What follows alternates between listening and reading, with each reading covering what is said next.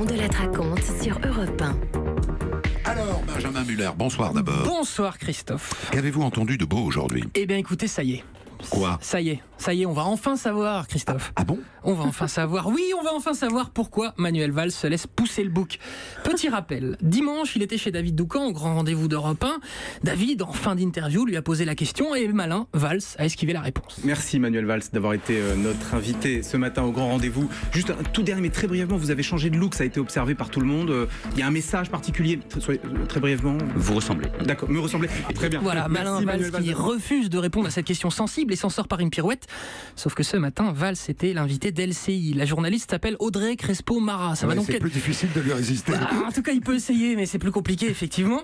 Vous êtes prêts? La France va enfin savoir. Ce bouc que vous avez laissé pousser depuis cet été, vous vous êtes lâché, vous vouliez vous lâcher ou vous vouliez vous cacher? Et vous avez vu comme elle est bien tournée, la question. Et sur Il y a à côté LCI, Catherine Sellac. et là on est bien, on m'a dit la langue française, on est bien. Bon alors, la réponse.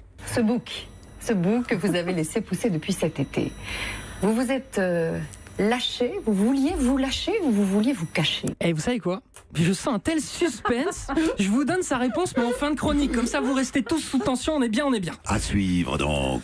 En attendant, on continue de faire le bilan d'un an de Donald Trump. Et oui, et lui, il y a tout pile un an en France. Alors, il y a ceux qui l'aiment bien, Donald Trump, et les autres. Écoutez Sébastien Jumel, porte-parole des députés communistes sur LCP. C'est un fou furieux, il fait peur au monde. On a un président sans culture, sans épaisseur historique, et qui bouscule le monde à coups de tweets. Voilà, le porte-parole des députés communistes. L'intérêt des chaînes comme LCP, c'est qu'elles vous rappellent que oui, il y a encore des députés communistes. Moi, je l'ai découvert ce matin. Bon, pour trouver en France des soutiens de Donald Trump, il faut aller chercher du côté du Front National. Nicolas B, ce matin avec Patrick Cohen sur Europe. Question, est-on injuste? Après tout, est-on injuste avec Donald Trump? Oui, je crois qu'on a été un peu injuste. Il a été assez largement caricaturé pendant sa campagne d'abord. Je crois qu'il avait fait campagne sur des thèmes qui étaient rassembleurs. Et ensuite, on a été assez largement injuste pendant cette première année.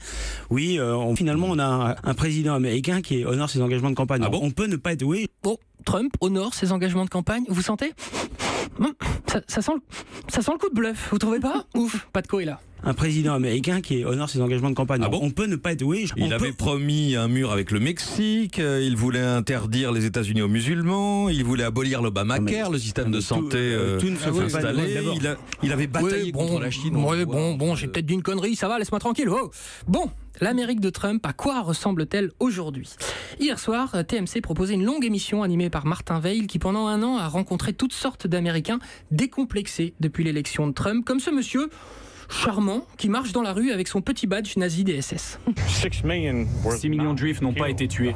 L'Holocauste, c'est un mensonge. Et en ce qui me concerne, les juifs peuvent mourir. Je m'en tape. Les juifs sont les enfants de Satan. Pourquoi je vais me soucier des enfants de Satan? Pourquoi je m'occuperai du péché? Ok, monsieur, décomplexé, la parole effectivement, mais il n'est pas le seul, évidemment. Je pense, au moins dans le Sud, qu'on a été capable de vivre aux côtés des Noirs pendant longtemps, au XVIIIe siècle par exemple. Oui, mais ils étaient esclaves à l'époque. Bien sûr, mais on avait de bonnes relations avec eux, presque familiales. On les aimait, ils nous aimaient. Pendant l'esclavage? Oui, absolument. C'est le seul moyen pour qu'on puisse vivre ensemble, pour que ça fonctionne. Voilà, 2 extraits parmi d'autres, on peut passer à plus léger si vous... Oui, c'est maintenant qu'on sait pourquoi le bouc, non? Pas tout de suite. Bon, encore un peu. Alors parlons d'amour. Ah, je vous reconnais bien là, toujours fleur bleue. Alors parlons d'amour, mais d'histoires qui se terminent mal. Pourquoi? Parce que les autres sont chiantes. C'est l'écrivain Nicolas Rey qui l'a confié à Nicolas Caro pour Europe 1. Aucun, sinon c'est plus une histoire d'amour, c'est un conte de fées, ça fait chier tout le monde. Des proches disaient une phrase que je trouve très juste, ils disaient « J'aime les histoires d'amour qui se terminent mal, ce sont les plus belles car ce sont celles qui ressemblent le plus à la vie ». Voilà, lui aussi chante la vie et l'amour. Étienne Dao sort un nouvel album. Il était chez Léa Salamé ce matin sur France Inter. Et vous allez voir que France Inter, on a beau dire ce qu'on veut, ça a bien changé quand même. Dites-moi la pochette de l'album, quelle photo? Oui, vous en veste... C'est très beau. Vous en veste de cuir dans un clair obscur. C'est érotique. Pardon pour les oreilles chasses à 7h50. C'est du cul à l'état pur, cette photo. Bravo France Inter. Il y a des enfants qui écoutent, Madame Salamé. Avec notre devant. Remboursé, je veux plus payer ma redevance. Bon, là vous allez voir, on s'éloigne vraiment des histoires d'amour. Virginie Salmen pour Europe 1 a rencontré des collégiennes qui expliquent que oui, dès le collège en France, aujourd'hui, le harcèlement sexuel est là et bien là. On nous court après, on touche nos fesses, voilà. Des fois, ils se contrôlent pas, ils ont envie de faire des trucs, voilà, il y a les hormones.